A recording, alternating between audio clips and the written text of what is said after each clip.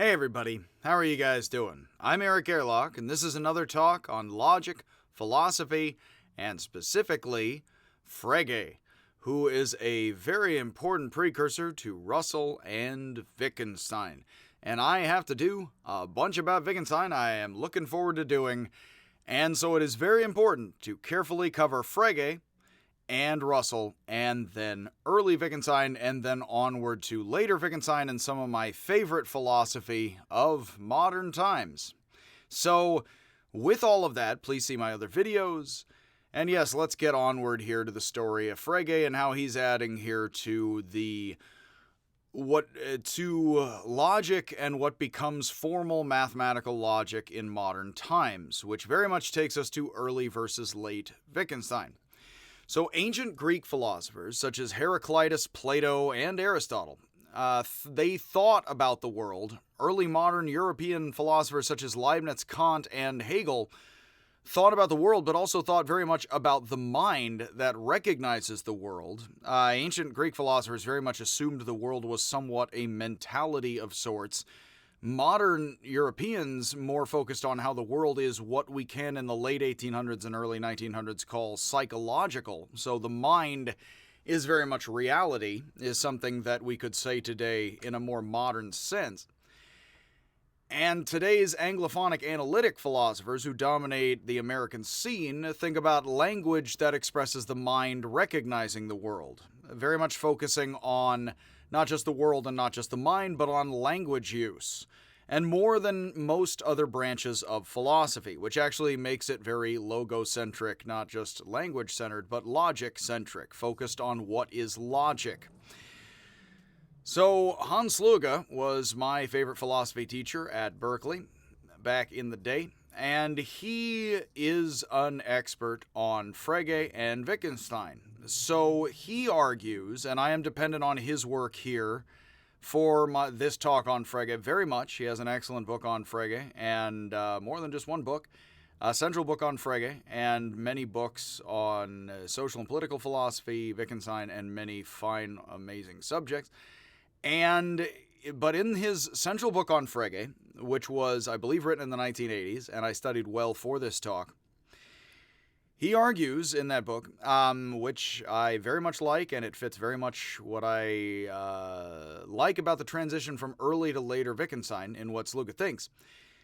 Sloge argues that Frege is the first analytic philosopher, that he is a central influence on Wittgenstein, Carnap, and many others who sit between these two today, and that analytic philosophy has neglected Frege because it neglects historical questions in general, including questions about its own particular philosophical history, which is a brilliant observation, because analytic philosophy tends to ignore the historical and the social. I still am of the opinion it does, even though people have argued it isn't as much anymore. I do think it does tend to value the mathematical, abstract, and logical rather than the social and historical. So what Sloge is pointing out is that analytic philosophy does not even know its own history very well. He is kindly putting it to analytic philosophy, that they could understand their own patriarchs a bit better. And that he is saying, and I happen to agree with him, that analytic philosophy is a somewhat anti-historical tradition that Frege himself started, ironically enough, which eclipsed his own historical memory, because Frege is one of the central players in making analytic philosophy not very historical and social. And then, of course, many don't remember Frege. Funny enough, they mentioned Wittgenstein and his brilliance, and then many think his later thought goes too far, and we're going to go there. So plenty as far as we can, because, as far as I know how to do. So since Frege at the beginning, analytic philosophy, which again is the dominant school of philosophy in the Americas at universities, at least in the Anglophonic world in the Americas, that analytic philosophy has focused on the abstract and formal rather than the social and historical, separating what changes over time as something social and emotional and human from the changeless and timeless, the mathematical, the physical, we could also say the scientific, from what is, say, involved with the emotional, with the human, with the temporal, and with the historical situation. So Frege wrote that the thought which 2 + 3 = 5 symbolizes, he says, interestingly enough, the thought which those symbols symbolize when written on a wall and recognized, which means he thinks that you get the true content of that if you recognize it, that content and thought is completely impersonal, has absolutely nothing to do with humanity, space, time, anything, and it is altogether irrelevant who wrote it or how they came to understand it or feel about it. Separating what pure reason in a very Kantian way can construct and reconstruct from separating it from what is subjective, historical, social, emotive, and personal. Now, I personally do not think that move makes much sense because I actually do believe myself, I suspect that our emotions and feelings are actually involved in the content that we or the ancient Chinese or anyone could understand in 2 + 3 = 5. But those are my own speculations, and Frege is of a completely different mind. He thinks that we can separate the personal and the emotive from the pure mathematical content, which isn't even the symbols, and that itself is, in a certain sense, pure and timeless, in a certain sense, metaphysical. So Frege had no idea how influential he would be. It's much like Boole, and Boole was Frege's main inspiration. Living out his final days disillusioned and frustrated with the lack of acceptance of his ideas by mathematicians, logicians, and philosophers alike. Leibniz and those around him in Germany were conservatively Aristotelian in logic, in fact, much like Averroes and Aquinas. And then from Wolff to Kant and Hegel, logic remained central to German idealism, with a focus on pure thought itself, which Kant structured categorically and Hegel dialectically, both calling logic the essence of true science and the rational mind. But none of that changed much of Aristotelian logic at all. They really were not doing equations, Kant or Hegel, the way we do them in a formal logical exercise today, or classroom. So Kant and Hegel and all these folks remained in syllogistical forms, working along with non-contradiction, and then either they worked in a more Kantian or a more dialectical way, with the joining of the two together back and forth in various forms. So Kant coined the term formal logic, in fact, but in Frege's day, Wundt's Logic and other popular textbooks avoided precise definitions, in fact. Very opposite formal logic today, treating basic topics at length, intertwined with many other issues and speculations about thought. Now that means logic in Frege's own day, and he didn't like it, was actually more free-flowing and psychological and descriptive, we could say, where it's saying, oh, all of this, like a chapter in psychology on human reasoning, was more what logic textbooks were, as psychology is becoming a word at that time. So in the years after Hegel's death, much of the interest in German idealism shifted to anthropological naturalism, centering thought on the observed social world as the advancing sciences continued to take down long-standing metaphysical assumptions. I have to say, I like the naturalistic very much, and I like the anthropological, and I like the biological a lot. It is odd that now analytic philosophy champions the sciences, is more math-based, and the more anthropological and biological are more the French and the postmodernists even, as saying, but what can we really know, and everything has fuzzy edges. And oddly enough, we do more, I have to say, observe the brute biological than we do the abstract mathematical in daily life, and then we could argue what that is entirely, I think. But so it is interesting how all of this is shifting around very much when you look at how much into Wittgenstein's truth tables this is all going to become. So, and all of this is going to go along with the technology of telephone systems and computers, as keep mentioning. So, all of this was drawing criticism of Kant's a priori ideal category. So, oddly enough, Frege is going to take Boolean logic and make things more Kantian and more analytic philosophy, in spite of the fact that in the Germany of Frege's own day, and keep in mind how analytic philosophy takes off in the Anglophonic world, primarily, not the German world.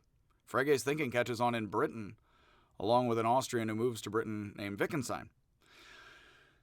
Not in Germany, actually. So, Kant's ideal categories are too strict for these folks, but Kant's kind of ideal categories, as I mentioned with Russell before, with Mill, Oddly, Russell is going to say we ought to be even more Kantian in Britain than the Germans, as the Germans go more Hegelian, oddly enough. The Brits are passing the Germans by and going more Kant than Hegel, while the Germans go more Darwinian and Hegelese all over. It's kind of amazing.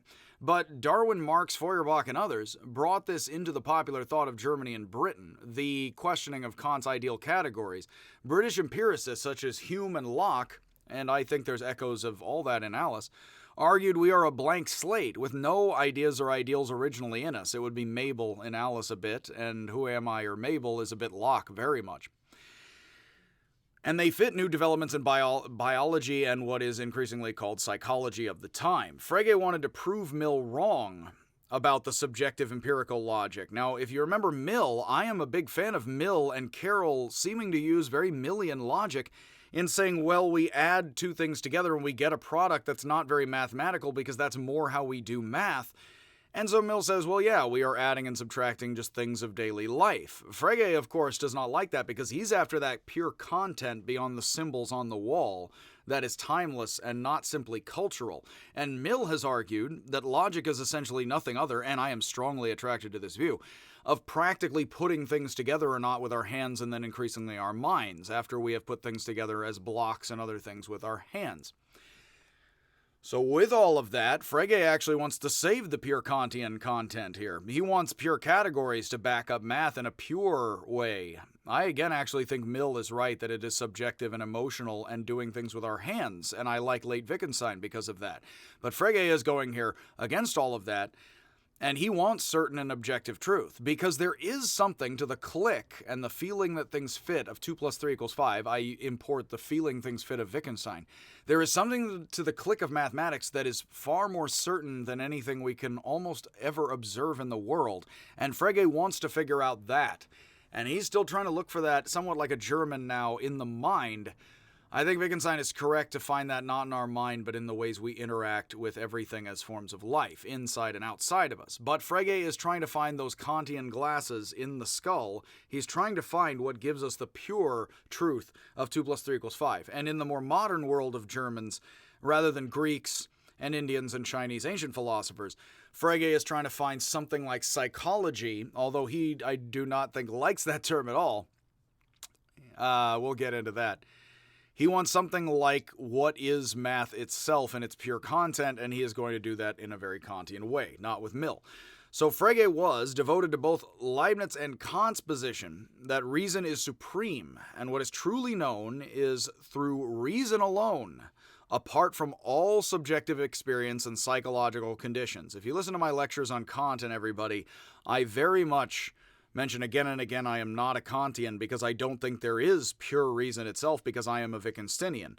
So Frege is after that pure Kantian reason. Is there pure reason, or is there merely practical situational reasoning in certain various ways, even abstract ways, when we're simply thinking to ourselves about things not present but remembered, I would say, when we're abstract about it. So with all of that, he wants there to be pure reason. Very much, is there such a thing as pure reason and pure math? Now, I don't think that there is either. I don't think there has to be. I think there's human psychology and human thought. But Frege wants to save pure reason, and he wants to do it a la math via Boole. So Frege wrote to Russell that it isn't your Pythagorean theorem or my Pythagorean theorem, but the one and only Pythagorean theorem, which could lead to a terrible Analytic-inspired sitcom soap opera, All Our Pythagorean Theorem, yes?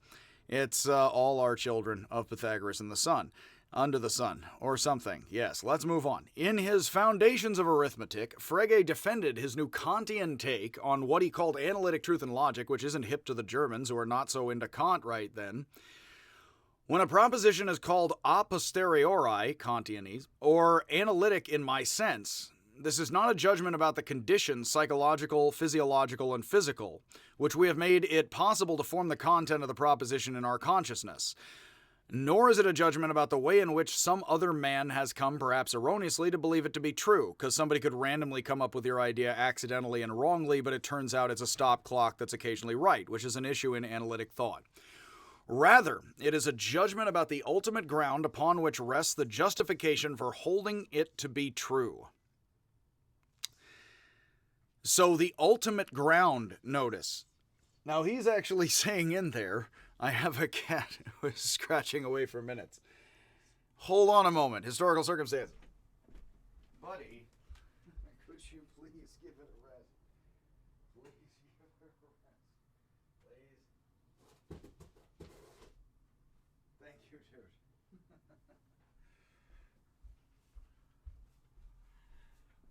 dude. Okay, yes. Sometimes my cat likes to scratch the wall by the cat box. So, yes. Essentially, again, pardon my psychological and historical circumstances. So, but you notice there in that quote of Frege, I took a moment there for us all to ponder that quote and my circumstances. So you have here that it is not about anything in the world that caused me to have these ideas. I'm not talking about physics, psychology, anything. I'm not talking about how somebody else accidentally came up with these ideas and happened to speak Martian and it turns out to be true. What I'm saying is just ultimately what's true of mathematics and truth itself as reason, and pure math, is what he is saying. Now again, there are interesting sides. I have one, Frege has the other very much. And I just choose to say not that I know everything, but just I am not on that side. So what is it about the certainty of mathematics and the 2 + 3 = 5 that seems so universal? I do argue, and I have already argued in many ways in these lectures, that 2 + 3 = 5 could very well be a human observable practice rather than a pure rule itself, or a pure truth rather than a continued practice and operation, or actually weaving of many diverse ones. But with that, again, what is it that creates these sides is a very interesting continuous question. So Frege lavishly praised Leibniz. Leibniz, Kant, and then Boole are very much the route to Frege and then analytic philosophy, seeking pure categories and pure truth. Still along formological lines today.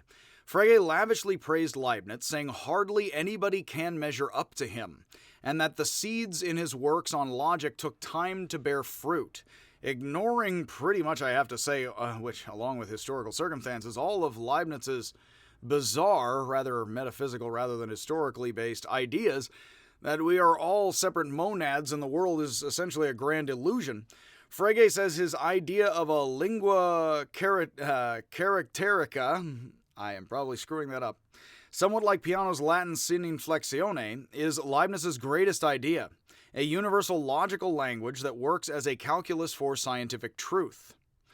Now notice actually, we have not come up with the English or German or language that is a pure, more sciencey objective language. I would actually argue, and I think it's Wittgensteinian to say, you'll find people coming up with more or less scientific terminology. You probably will not find people coming up with a scientific language for all the sciences together that unifies them like Frege is thinking here, but that is again because I like my Wittgenstein. So Kant, following Leibniz, insisted form is separate from content and declared logic to be formal philosophy itself. Now that's very inspiring to Frege.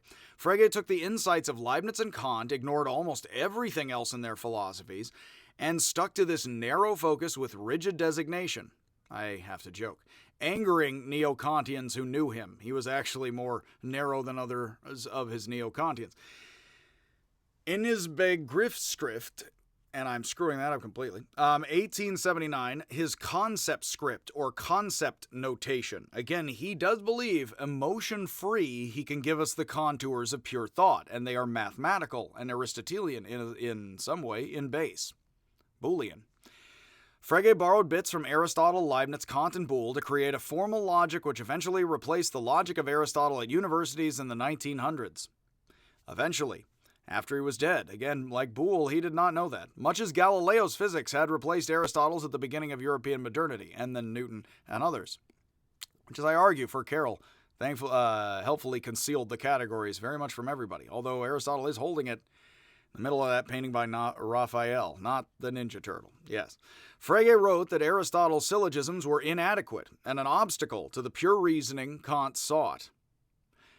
Again, Aristotle's syllogisms are inadequate for the pure reasoning in Aristotle. Apparently, Aristotle does not know he has, or the students who took the lecture notes didn't know he had. Frege argued that such a logical system can determine the objective conceptual content of any assertion, the bare bones of certain truth. Certain truth. Boole's also into possibilities, oddly enough. Certain truth that can be found, if any, in any statement with meaning. With meaning. If all content other than pure reasoning is stripped away. Now, again, especially because I'm Wittgensteinian and very concerned with emotion and logic and how they all work together, and I like arguing about that. What is meaning if all content other than pure reasoning is stripped away? As I think I have mentioned in my lectures before here, I actually did pick up, I believe it is, and I don't mean to talk some smack, the Cambridge Companion to Semantics, and I fanned through the whole thing, and there was a lot of logical equations. I couldn't find anything about fear or emotion anywhere in the book. And I definitely have to say that's a very Fregean take. I'm not going to say anything else critical because I honestly just thumbed my way through the book looking for anything about emotions because I was just curious what this companion to semantics would have to tell me about Fregean concepts and their intersection with emotions. Well, I didn't see anything immediately in there, and I looked in the index as well. There was a lot of logical equations in formal logic. I didn't see anything about emotion. So what is meaning? Even spatial temporal, one could argue, if all content other than pure reasoning, and spatial temporal is that pure reasoning? Are we Aristotle's category still or not? If all content other than pure reasoning, here I guess we mean mathematical structures, although Frege does not and cannot argue this, is stripped away. Again, like a lot of folks, he just seems to say it has to be the pure truth itself. What else would it be? I have to assume that and then proceed towards it. He cannot argue or prove that it must be pure truth. We have to assume it and move forward towards it as the ideal and thus the actual. Russell later wrote against Mill that we can whittle down to the hard data. I do like explaining to my students, I don't think a tree consists of data until you take data on it, but many people seem to think the tree, if you whittle it down, has data in it. But again, I do think that may be an illusion of Wittgensteinian duck-rabbit sorts. Many who reviewed his work wondered why Frege had reinvented Boolean algebra with new notation. Some people said, well, this is just Boole. You're not doing anything fancy. Unlike Boole, Frege said his new notation was like a mechanical hand. Formal logic is like a mechanical hand. When I grew up in the 80s, and there were like weird robot arms that cost too much money that like really didn't do anything. And then, of course, in a movie or two, it's like holding a can of Coke and everybody lost their mind or crushes one. Yes, a bit of the rock'em, a bit of the sock'em, and a bit more or less of the robots. So Frege says that mechanical logic is like a mechanical hand more powerful than a mere human hand, crushing the Coke can, just as the microscope is to the human eye. But that where Leibniz had failed to fully build his mechanical calculator, he would create a logic that would allow science far greater calculation than it had the ability to do before, more than a mere calculating tool that Boole's algebra had been, but the tool that reveals structures of certainty themselves in scientific investigation. So where Boole and his followers argued about mere mathematics, Frege was applying Boolean functions to all certain and objective meaning in the world. They believe. While Kant said the pure thing in itself is never knowable and did not articulate it, separating it into parts with functions, for Frege, interestingly enough, he is not that Kantian. He is a bit more neo-Kantian. He does want to know the structures of pure mathematical truth in the world itself. And that is much more like Russell. So Russell, oddly here next, is going to be importing a lot of Kantian thinking in Frege into Britain and then analytic philosophy, and thus the Anglophonic analytic tradition, which dominates the United States and Canada, I believe, and Australia, Britain, and the Anglophonic world. But oddly enough, Kant would not really want this to be positivist in terms of the sciences, because Kant doesn't think we can know he thinks we can know the structures of the mind, but he very much says the world and physics itself is going to be something I view through my mind, so we can't really know anything certain about that other than what simply comes of and somewhat But with Frege and Russell, they want objective truth scientifically out in the world. They assume something more Newtonian about the world, that the world has laws and pure data in it, and that it has pure formal math content in it, and we can get to it and strip everything else away, and we can use this as a mechanical hand to do that. That kind of whittling exercise. Now, essentially, again, I will have enough time to be thoroughly... I've already keep interrupting myself and applying criticism, so I will continue onward. Because, again, I've said enough that why I wonder about all of that. So, Kant definitely did not say we can purely know pure data in the world itself. He thinks we can know the frames of the mind and its categories, and then we can kind of know much more so certain things about the world itself if we follow things like mathematics and morals. And then we can set up good practices as best we can, but there's no guarantees. Whereas for Frege and Russell, they definitely seem to pre-chaos theory, Newtonian style. They definitely believe we can come up with the deterministic mathematics that is the world as it is made itself, whatever your theology or lack thereof in Russell's case. So, there you have it.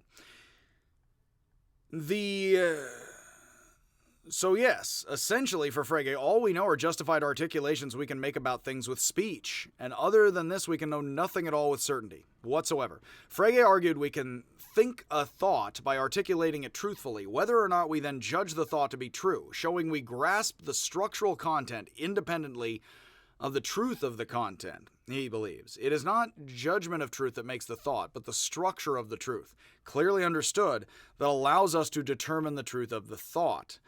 Frege believed that this demonstrates objectivity beyond mere subjectivity, that it is not how we feel about a structure, but the components of the structure that determine whether things are true or false in cohering with other structures, much as there are 3 or 4 apples regardless of what we want to be true or how we feel about it. When we combine A and B with a Boolean operator, we are creating a structural connection that should be understood one truth-functional way, is what he is arguing. Now, honestly, there's a lot of problems here. Why do we have to feel this way, and what is the force of this? Because he does talk like Russell, like there's force to this, but of course, what force if not emotive, or something subjective, or something human, psychological, as opposed to pure data, feeling itself? And then I have to say there's just some holes here, but that's my critique. Boole made the fundamental connectives of his algebra and, or, and not. But Frege centered his logic on negation and the conditional, on not and if-then.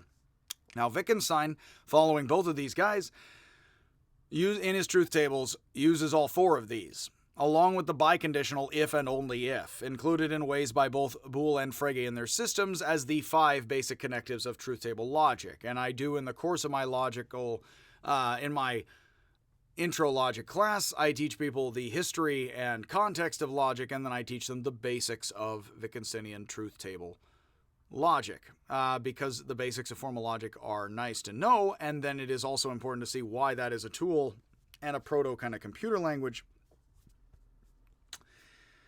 But I do not think that psychologists are really mining formal logic for insights into thinking in the human brain. And that is because I have a more Wittgensteinian view I'll have time to rant about later.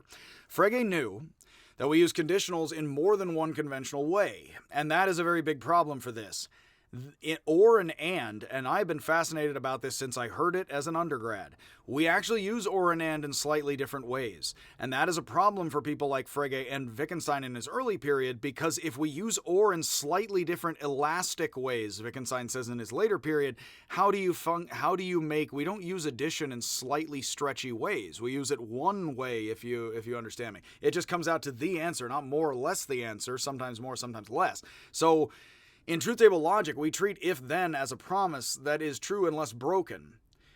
But we could treat it more exclusively as a promise that is only true when it is kept, which would actually make it function in Wittgensteinian early logic like the exclusive and of the truth tables. It would just essentially be another and. It wouldn't be different, which is probably why Wittgenstein did not choose to do it that way, because it would be superfluous.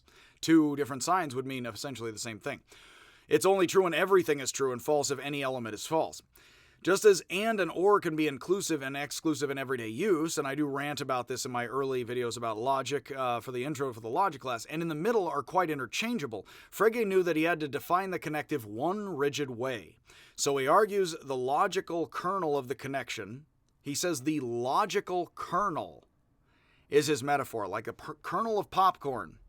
The logical kernel of the connection, the part that gets stuck in your craw and your teeth, separate from the inessential accessories, like accessories to the crime after the, after the fact. Functions as Boole defined it, he says. The logical kernel of it, separate from the inessential accessories, functions as Boole defined it, which is how we still do Wittgenstein's truth tables today, actually. So that shows us Wittgenstein's truth tables. I don't think it shows us the basics of human thought entirely. And Wittgenstein did not in his later period, and I think he was right then and not before, when he was more in league with Frege in his early period, when he invented truth tables. While Boole and Carroll were not certain about the truth or sets or statements that do or don't contain members, such as Avicenna's unicorns. Now, Avicenna said, well, a unicorn is an empty set, essentially. He doesn't say empty set in those words, but that there are no unicorns that corresponds to your concept or your set or what have you. So it doesn't refer to any real animals at all, just imaginary ones. In fact, the folks, Greeks and others of his day, and he would say that with your imagination, Avicenna says, you combined your horse with a horn after hearing about it, and then in your imagination, which you also used to do math in addition, he believes, imagination, making it very visual for him. I think that's slightly more kind of ocular-centric, but he says we envision the unicorn like we envision arithmetic or what have you, which doesn't correspond to refer to real animals in the unicorn or maybe even abstract numbers at all. So Frege said all men are mortal, core to Aristotle's first form of the perfect syllogism, is a functional statement about if anything is a man, whether or not there are any. So he answers it, well, it still functions exactly whether or not there is zero in the set. Then those members of the set are mortal, or the statement is false, solving the existential problem, not affiliated with Sartre's existentialist, of whether or not the form or of truth depends on actual existing things. For Frege, the judgments of thought are formal. They're just true and false the way they are, regardless if they're filled in. While the rest of the concept or content is beyond judgment, whether or not the judgment does or doesn't apply to a thing, much as Aristotle argued that the statement I am standing is true when it is right now, for me, and then it isn't when it isn't and I go and sit down. But it remains the same statement, I am true is true, and then it's false as I sit, with the same structure. Although Aristotle and Carroll, and I've talked a lot about Lewis Carroll, also knew, and they talked about the problem Avicenna mentions and others, that, and Frege is addressing here, when you're not talking about anything in the zero set, it can vary in how we talk about it and reason about it. It can change it, so Frege has to force it a bit one way, rather than allow multiple ways. Carroll was more into allowing multiple ways and being aware of that. So if we stick to judgments that are formally coherent and objectively certain, Frege says, we can discard everything else in thought as conceptual, psychological, and subjective, irrelevant to genuine understanding, whittling it down to the pure data, as Russell says. I don't like it, because, again, I will have time to talk elsewise. Frege's work was largely unrecognized, though Peano and Russell appreciated it, and Frege continued to attack other logics and systems, including the arithmetic of Peano, the infinite sets of Cantor, and the phenomenology of Husserl. Again, every day, I'm hustling.